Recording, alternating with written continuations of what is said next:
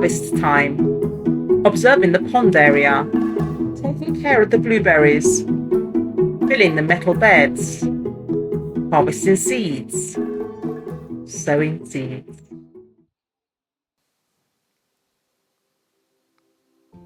Welcome to Be in the Garden.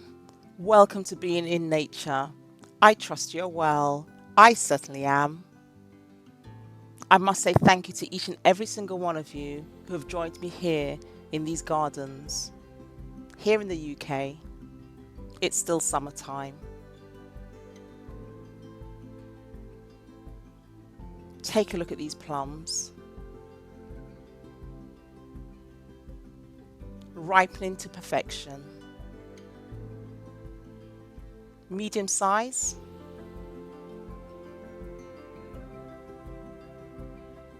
And plenty of them. A great harvest. Just take a look at that branch, hanging so low because it's just so full of plums.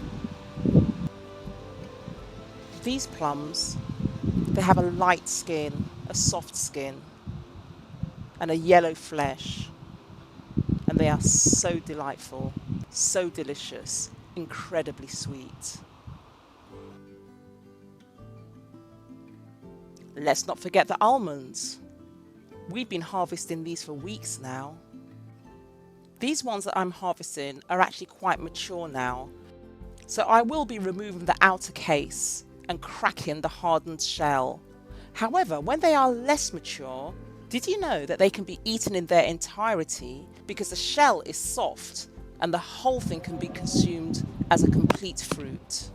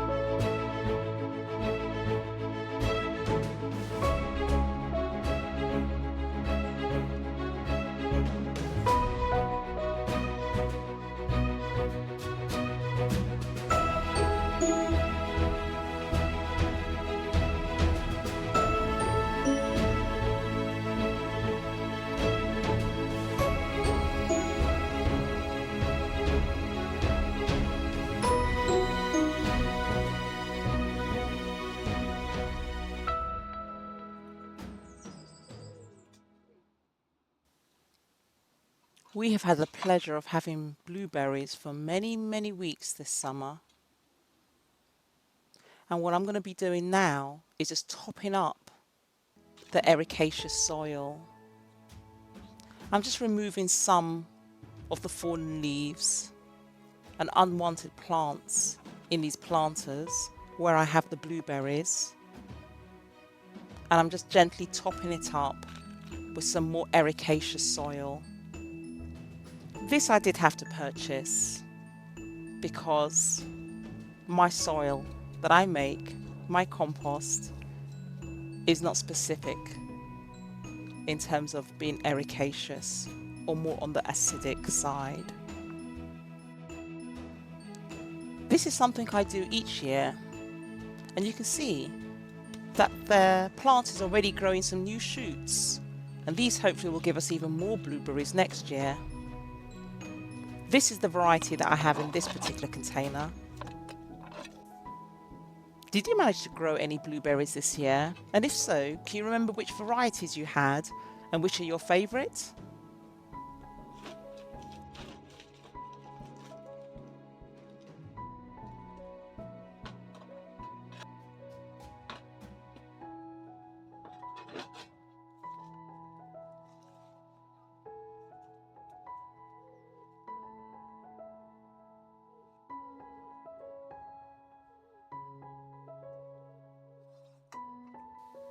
Welcome to our mini orchard. You can see the apples in the foreground and the background. It won't be long now before we start harvesting these.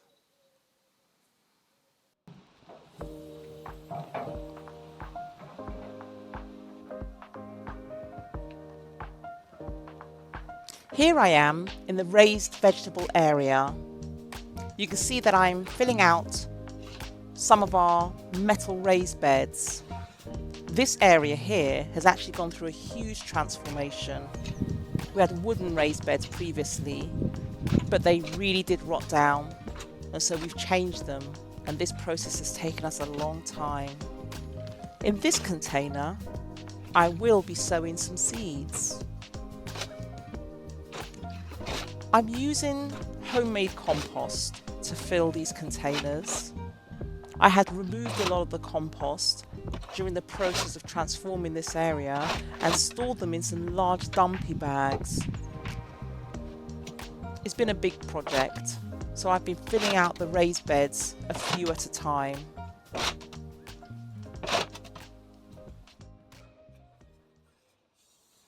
Taking a quick break to observe nature in the garden. Isn't she pretty? And ever so tiny. Look at the size compared to my tiny little fingernail.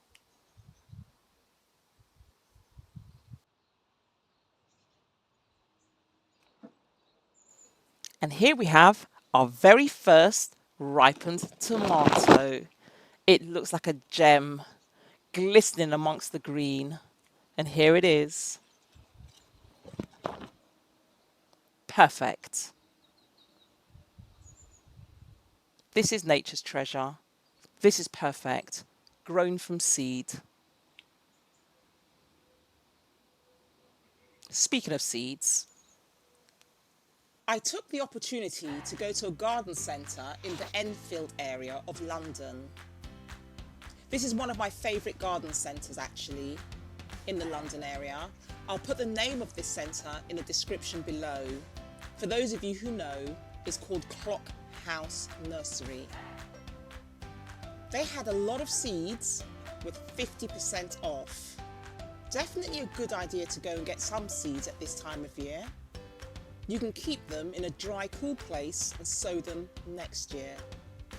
Here, however, I'm just showing you some of the prices which, although there is a huge sale, they're still quite costly.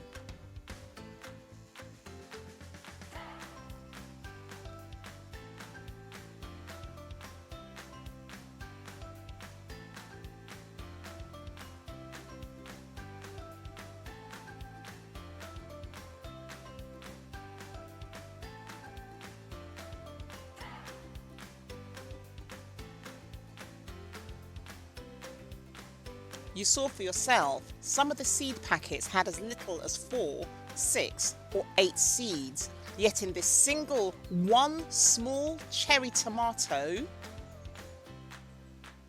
I was able to save more than 20 seeds. By the way, when I sliced this organic tomato open, you could smell that it was a real tomato. What do I mean by that? I'm telling you that when you cut these organic homemade tomatoes in half, you get to smell That smell of tomatoes that you might remember as a child. Here are the seeds from the tomato, just to show you that you can grow your own. This was grown from a seed, and here it is, abundance in the making. I sliced this tomato open, and here we have so many natural seeds. I will be preserving these seeds, and the way I do it is just to put them into a small dish. A glass container will do, and then I will top it up with water and leave it at the side of a windowsill or a shelf just for a few days to allow the outer coating of the tomato seed to disappear or disperse. I will then drain off the tomato seeds, leave them on a paper napkin, and there you go. A few days later, they'll be ready to sow out. Anyway, I've got to get back to this job. I've got the last part of this dumpy bag containing homemade compost, and I'm just going to top up the rest of this metal container, and I'm going to be sowing out some seeds. Some of the seeds are from the garden centre that you saw me visiting recently, but others of the seeds are from another company that I use. It's an online company called The Real Seed Company. Again, I'll put the description below if I remember. Of course, in an ideal world, I would have let this compost break all the way down, including the cardboard that I have added. At the base of this container, I've also got some grass clippings and some trimmings from my trees. I am very mindful and very aware that this level of the compost will sink down over time as it sort of compresses slightly. And so I'm very mindful that although I'm sowing the seeds now, by the end of the year, the end of the season, I'm very likely going to have to top it up a little bit more. In the meantime, because I'm impatient sometimes, I'm just going to carry on with the task that I have here, which is just to get this compost filled into the metal beds and start planting out my seeds. To my left, you can see some September charm anemone. On your marks, get set, go. Let's see how quickly I can fill out this wheelbarrow.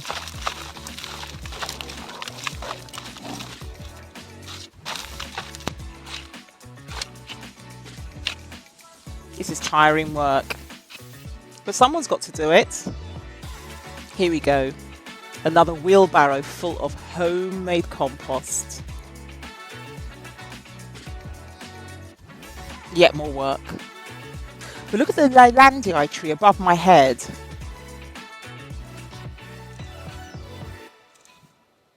Nearly there, nearly there. Just a few more spadefuls. This here is years of effort. Years of collecting garden waste, years of collecting kitchen waste, and it's really paid off. I know in one of my previous videos, I did a calculation as to how much it would cost if I was to fill one of these raised beds in store-bought compost, and I worked it out to be about 40 or 60 pounds. Before I plant the seeds, I soak the soil. Because these particular seeds are really quite small, if I was to sow them first and then water later, the weight of the water would dislodge the seeds. So by soaking the soil or the compost first, it means I don't need to water afterwards. I hope that makes sense, because it really does to me. So I'm just selecting a few of the seeds and deciding which ones will do well in this location. Our garden overall is south facing. People often ask, what shall I grow? What shall I grow? What shall I grow? And the best thing I could suggest to anybody is grow what you like to eat.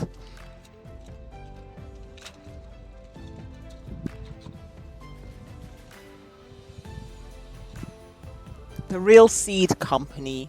I've been using this company, an online seed supplier, for many, many years, and I would highly recommend them. Look at their packaging. No plastic.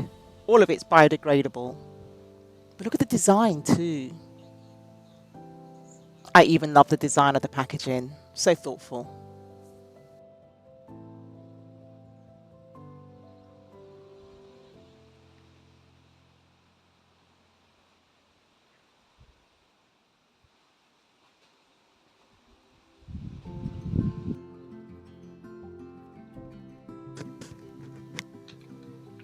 So here it goes, having soaked the soil or compost in advance.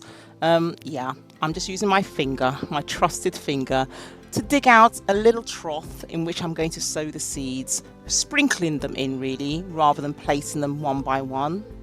I can always thin some of them out if necessary. Notice how I created a diagonal line. I do that intentionally often when I'm planting in my own compost and my own soil, because I love using my own compost and my own soil, but because it's natural, there are no weed suppressants in there, there's no chemicals or anything that will diminish the quality of the soil, I will get some voluntary seeds growing in there. And so if I plant my seeds in a diagonal line, it just shows me where they are germinating, and I can distinguish easily the difference between the seeds I'm intentionally trying to grow and those that may just be voluntary seeds because my soil is so alive. I hope that makes sense. If you're not sure, you could make different patterns, squares or circles or triangles if you like, and it just means as the seeds germinate, you will be able to distinguish those seeds from any other seeds. Here I'm scattering some of the carrot seeds, and really they germinate just from being on the surface of the soil.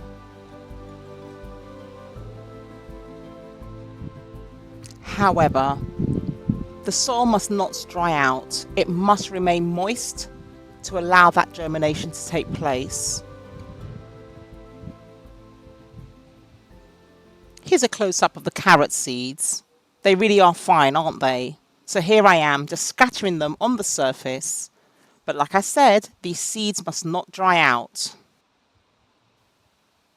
So what you will see me do later on to prevent them from drying out is actually covering them. I'm going to use like a slate tile to cover the carrot seeds, and this will help to keep the moisture in the seeds to help them to germinate and prevent the soil from drying out. That's the tip I have for you. I will see you in my next video. Thank you so much for watching.